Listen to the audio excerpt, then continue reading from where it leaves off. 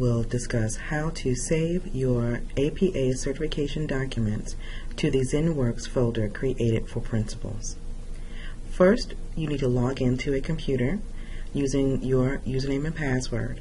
Please remember, only principals have access to the certification document folder.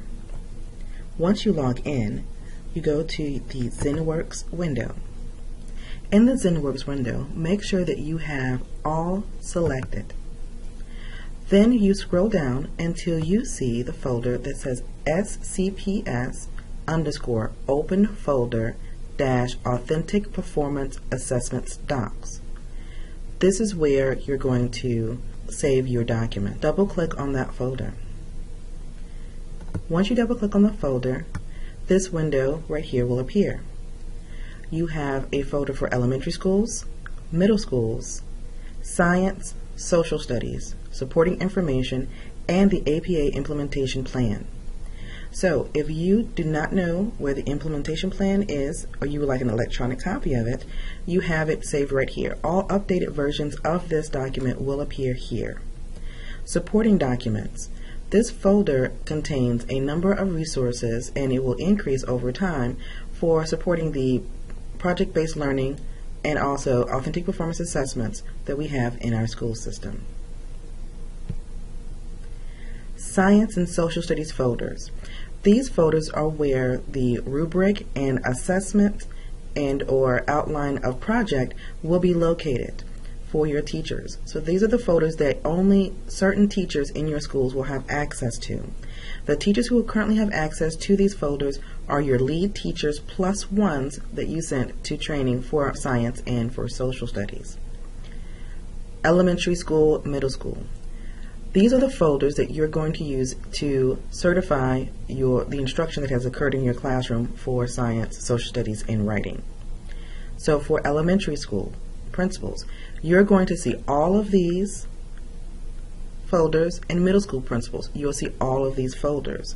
Again, only certain teachers will have access to this folder and to these two folders here. They will not be able to see elementary school, middle school folder, or supporting information, or the APA implementation form. There will be another video that will address how to upload the science and social studies information into these folders. Now, I'm going to use elementary school as an example. So when you double click on elementary school, the same thing will happen if you double click on middle school. You have a listing of all of the elementary schools. Now you find your elementary school. I'm going to use Grafton Village as an example. In each one of the folders, they have the same information. Each folder will have APA CD, which is certification document, form, grade 3-sample. This right here is the sample that is in your APA form and that was also handed out to you. As you can see, it is completely filled out as a sample for teachers and for principals to review.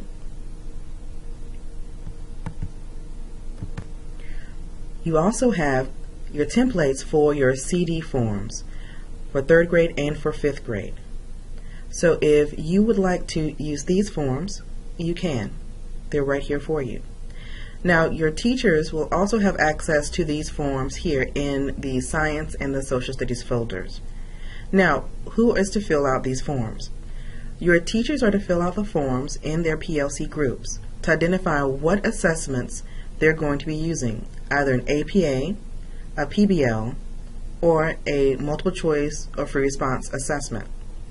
They are to identify what those are, completely fill those forms out, and then send those to you via email. If they send it to you via email, then there's 2 ways that you can place that document in this form. Once you have reviewed it, you can go into your email, and as you can see here, I have a sample here. I have emailed the document to myself. I can click on and drag over the document and it appears. Please make sure that you have a very simple naming convention.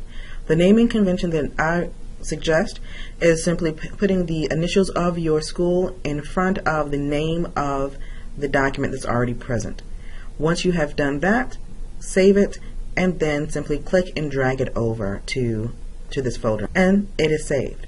Another way that you can do it is if you've already opened it and you've saved it to your desktop, like I have here, you can click and drag it over, and it saves automatically.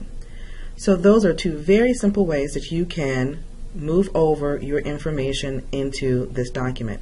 You do have rights to save. If you have difficulty saving to this folder, please feel free to get in contact with me at any time. Have a great day.